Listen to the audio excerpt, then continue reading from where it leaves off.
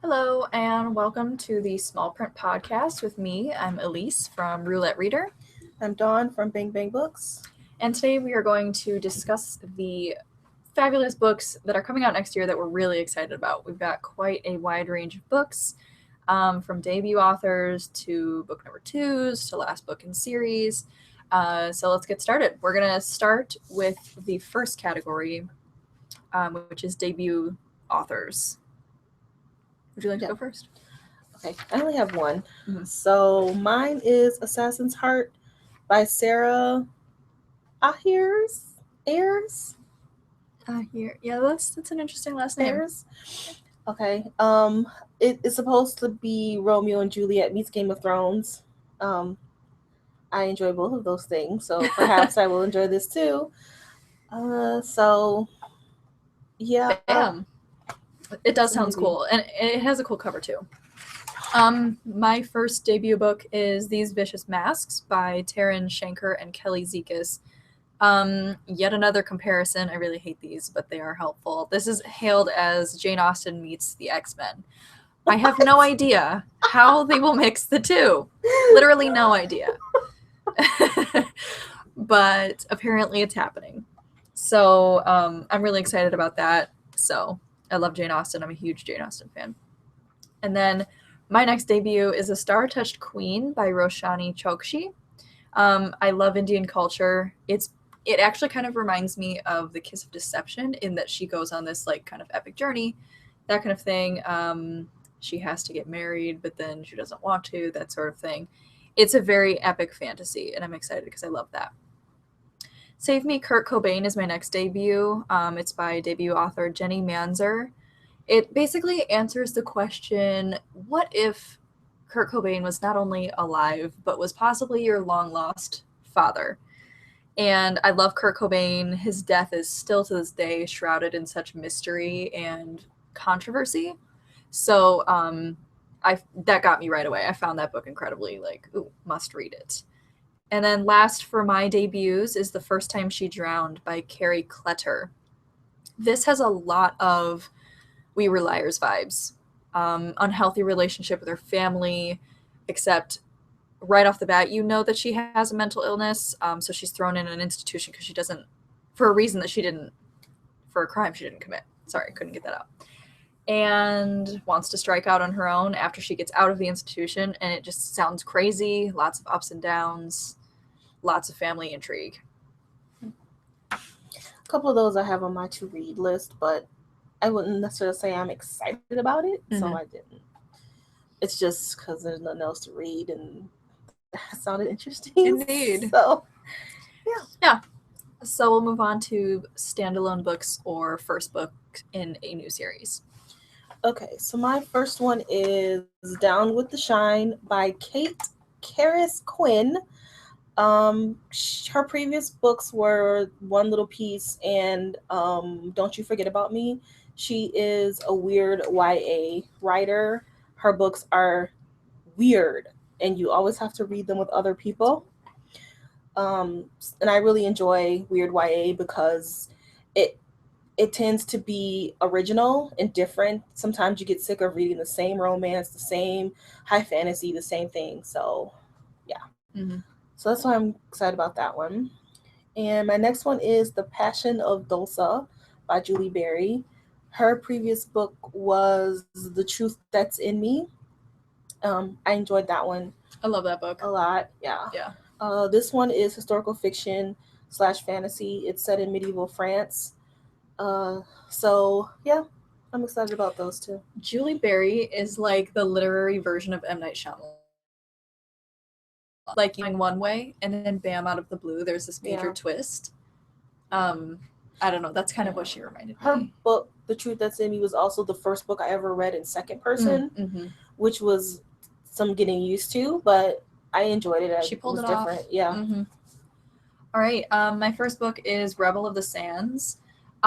This is a standalone, surprisingly, despite the fact that it sounds like a fantasy. Amani wants to get out of her town that has nothing to offer her, and then when she meets a mysterious figure, her future gets crazy. That's what I'll say about that. It kind of reminds me of like Aladdin, 1001 Nights. It takes place in the Middle East. It's very dark and romantic and mysterious. But she kind of reminds me of like a kick-ass heroine. Like she has sharpshooting skills and is definitely way too talented to be sticking around in her city of Dustwalk. I mean, the city itself sounds boring. My next book is Into the Dim by Janet B. Taylor. This is also a standalone, surprisingly. It's historical fantasy. That cannot be a standalone. Goodreads has listed it as a standalone. That's not true because I read that book and it does not have an ending. Maybe this is a Ember in the Ashes type situation. Maybe because there was some unanswered. Because when I saw that was a standalone, I was like, I'm shocked. Yeah, there is currently no book There's 2 some listed. Stuff that didn't get answered in that book. So. Okay, well, let's hope for the sake of Into the Dim that it is a series. It's basically Outlander for teens. This girl. It is not Outlander. Well, sorry. Screw you, Goodreads. It's set in Scotland, but it's no. It's way further in the past than Outlander is. Outlander is much more modern history. This is 12th century, so you get a little. She rubs elbows with Eleanor of Aquitaine. Those kind of historical figures, and she has to find her mom, who she previously thought was dead, but it turns out she's not, and she needs to return things to the way they were. I would say from the mother's perspective, which we really don't get, but actually found the mother's story quite more interesting. Really? But from the mother's perspective, I could see it be Outlander, but from the main character, no. And I think they just chalk it up, Scotland, time traveling, Outlander. Yeah. When in fact, the Outlander story itself is much more deep. Yeah. So, okay, yeah. Glad we got some clarification on that one. And then my last standalone is Exit Pursued by a Bear. This is a realistic fiction retelling of Shakespeare's The Winter's Tale. That got me right off the bat. I'm a huge Shakespeare fan, and this book is like Popular Girl Falls, but with a twist. So I'm really excited about that. It kind of has a cool cover, but yeah, everyone wants to see like the bitchy cheerleader fail. But when you realize that she's more than just that, shit goes down. All right. So book 2s, I'll let you start. Okay, so my first book 2 is A Court of Mist and Fury. What is with these names of? Yeah. I don't know. There's this weird thing about names. Anyway, that is book from the A Court of Thorns and Roses series. I gave it a 4. I liked it. I liked how it ended, and I'm much more. I like Reese more than I Luce Hamlin. So I'm torn. I think I know where it's going. Hopefully, Reese has more of a presence in book 2. I think he will. So yeah, I'm kind of excited about that one because she ended the book with a bargain with him, so she has to keep up that bargain, and I don't know where that's gonna go. That's also on my list. I added that as well. The cover I'm not crazy about. I'm really hoping that that's kind of like, this is not the final cover. It's horrible. It's bad. Just the text. That is bad. With like blue swirls. It says cover reveal coming soon. Oh, well, that's good. Yeah. I was looking at this last night and I'm like, no. No teen is gonna pick that up off the shelf. So yeah. More intrigue into the Night Court. We're excited. My second book is The Gathering of Shadows, and this is book 2 from A Darker Shade of Magic by V.E. Schwab. A Darker Shade of Magic is an adult crossover. It's probably a new adult film. And a new adult book, sorry. And it's a really good book. So if you haven't read book 1, I highly, highly, highly recommend it. It's about a guy who's got a cool coat, and really, it's. Is it the coat of many colors for adults? No, he takes it off and rather. whips it around, and it becomes a different coat. His coat changes. There are 4 different Londons, and his coat changes based on the London that he goes into. That's cool. And only him and another person can travel parallel. I tried to read this book because it's relatively acclaimed.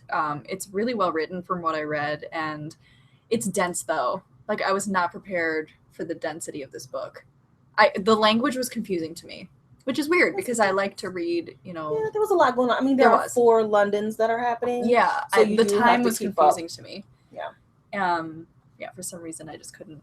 The cover's really cool though, and it's on my to-read list. Eventually I'll get around to that book, but it might be like years. It was I highly recommend it. It was I don't know why I picked that book up, because it wasn't even YA, even though I put it in the YA department in our library, but Yeah, it's good indeed. Alrighty, that's last of the series book 2s, and finally series enders. There's some good ones coming out next year. First of all, The Raven King, which is the last book in that series, in the Raven Boys series by Maggie Stiefvater. This is my favorite YA series of all time. If you, like me, like a little paranormal, a little fantasy, lots of history, but not in a convoluted way, check the series out if you haven't already. The characters are absolutely incredible. They're so well done. I love Blue. I love Gansey. They're all amazing. If you don't know what I'm talking about, do yourself a favor and read The Raven King. So that book comes out, I think, in April. And it was supposed to come out this year, but I she know. pushed it back several months. And I'm hoping it's because she wanted to make it even more awesome. And I hope so. Gansey better not die. I'm be very upset. Oh my if that God, happens. I will be shattered. I don't think she will kill him. You never know. I know she better. You never know. I told her that she better not do that. I feel like I need to reread this series in order to like grasp the last book, because Blue Lily, Lily Blue, book 3 came out last year. Yeah, almost a year and a half ago. I think I read it in September 2014 or something. It's been so long. I've forgotten already. Yeah, I'm gonna have to do a refresher on that one. The series has a lot going on, but it's very dense. You want to talk about dense? Yes, it is dense. And unfortunately, at our library, this series does not go out very much, which makes me very sad. But it is for a specific reader. I almost think this book could be adult. Yeah, I do too. It's a lot. Yes, and I could see why a teen could get buried with all of it, but I think it's almost for adult readers. No, I agree, especially because the adult characters in this book are really equally as compelling as the teens. They have their own story, they have their own history, their own secrets. It's really cool. She does an amazing job with this. Next book we both had Raven King on our list, and the next book we also have on our lists, and that is The Winner's Kiss, which is the third and final book in the Winner's Circle. The Winner's Circle series. I couldn't remember what that series is called. I'll let you talk about that. So there has been some controversy. Have you seen that cover? I love it. Are you freaking kidding me? I love it. No. I love it much better. No. The dresses need to go. They don't need to go, because Kestrel is not a fighter. She's got swords in her hand. She does not fight. And she says several times, I am not a fighter. She beats people with her mind, and that's why I love that character so much, is because we have been surrounded with Katniss and Triss, and they all Selena, and they all kick butt, but there are no Hermiones that defeat with their mind, and she was kind of bringing Hermione back, and now it's like, no. I guess it didn't bother me because she's had a weapon on the covers of all of the other books. She has, but I feel like it's been countered with the dress. Now she's got like armor on, ready for battle, but she doesn't fight. Aren't they on their way to a war though? It makes sense to me. Like, she's gonna have to take up arms. They've been not in like war this the whole though. time. It's been like secretive. No, the Valorians have been fighting the whatchamapeoples for the whole time. I don't remember their dang names. See, this is another series I'm gonna have to go back and reread, because we get these like a year in advance almost, and it's just way too far behind. Yeah. I like the covers. I thought it was really cool. At first I thought it was the paperback cover release, but then I'm like, no, that's for real. People are like, this isn't gonna complete my set. Oh, yeah, that's true. My set's gonna be ruined. Yeah, that's really shady to do that in the last book. I don't know if they changed the cover because the book wasn't going out. Was it not selling or something? And they needed to. I have no clue. But usually a girl with a pretty dress on the cover is like immediate seller. This book says the war has begun. But they've already been in war. They've been in war the whole time. It's not to the gravity that it is going to be in this book, though. And that's my point. Like, she's going to have to take up arms at some point. Arryn did in the last series. Can't she do it in a pretty red dress? No, you can't fight in a dress. Yeah, you can. I disagree. She still looks awesome. Yeah, but the covers are so different. I'm not. And I feel like Marie has had to, like, deflect some of the... This is what bothers me. Some kisses come at a price. That's an awful tag. That is not what this series It's is called about at Winter's all. Kiss. I know, but for God's sake. Oh, it's the Winter's Trilogy? I thought it was the They Winter's changed Circle. that name too? It was. What are they doing? This is totally Who is her publisher? Farrah Strauss. Oh God. Goodness. I'm still gonna read it and hopefully love it, but I just don't like the cover. Anyway, the ending was a high cliff note. Yeah. Cliff note? Cliffhanger. She's done that on every book. Yes, Just completely shut it down. Yeah. And ruins you with the ending. I mean, the first book, The Winter's Curse, I was pacing my living room, shouting at the... I have never had an emotional reaction, like a physical emotional reaction like I did to that book. This series is so good. It has everything. It's a romance, but it's not disgusting, like gag me. It's so well done. Very realistic heroine, like you said. Yeah, she's not a physical fighter. She is very mentally engaged. Just definitely someone... This is a book that I love to put in the hands of teen girls because Kestrel's great. Yeah, Kestrel's great herself. Mm-hmm. My book, I had the arc and the cover. There was no cover. There was no pretty dress on the cover. And I'm reading the arc, and right at the climax where she's in the carriage and he's about to reveal the dude, my freaking book skips 50 pages. And I was like, no! That's awful. I cried and I tweeted, oh my God, my book skipped, and the publisher was really great about it. They were like, oh, we'll send you a new one, sorry. So I probably was not the only one who got a defective book. 3 days. No. Right when he was about to say, hey, look, I'm part of the revolution. Oh my God. That would kill me. Oh, I hope that doesn't happen to me. That's the thing about arcs. You never know what you're going to get. Because they're not done. So we're passionate about that book. We are. Okay. It's one of our favorites. So my last series ender is The Last Star, which is book 3 from the 5th wave. I love book 1. I will go see the movie. Book 2, I felt it was paced badly. They didn't really go anywhere. They stayed in a building the whole time. No, that was my problem with the second book in the Maze Runner series. I felt like they were in that random city the whole time. Yeah. I hate when they do that. Yeah, that's bad pacing. So I don't remember what happens in book 2, but I need to find out, what happens to the revolution or the alien invasion or whatever. So I feel kind of compelled to finish the series. And I have the exact opposite reaction. Like, I could give a crap. No, I really could. I'm sorry. Like, I have the same reaction as you. I loved the first book. I'm going to go see the movie. But for some reason, I have no desire to read book 2. No desire to read the 3rd series. I'll let you tell me what happens. Yeah. If I remember. Because I couldn't tell you what happened in book 2. No, but like if they answer who's the aliens in the last book, yeah. Like, yeah. Honestly, that's the only thing I care about. I have forgotten what the whole struggle is. Like, I don't even remember. I know the aliens have come to take over, and I know she's looking for her brother, which I don't think she's found in book 2. I couldn't tell you. And then there's Ethan and that was Ben. my problem. Like, Yancey did not make me care about his characters at all. I don't know why. It's not something I can articulate, but the action was great. It was gripping. It was thrilling, but I wasn't invested in their journeys at all, so I didn't even read book 2. But the movie looks good. Yeah. That's sad. Hopefully it's good. Well. So yeah, that is our list as of right now. There's a lot of good stuff coming out this year. Compiling this list was hard because we wanted to keep it. And this only goes till May. Yes, we didn't do the whole year. I did forget to say that. Yeah. So, but our next podcast will be January 4th. We're going to take a bit of a break, and we will podcast Passenger by Alexandra Bracken. This will probably be our last month of podcasting, maybe, because we're not sure. Yeah, yeah. Can we even say? I don't think so. Well, yeah, because it's public. I don't know. This is what we're not sure how we will be able to share our book reviews in the next year, because we're on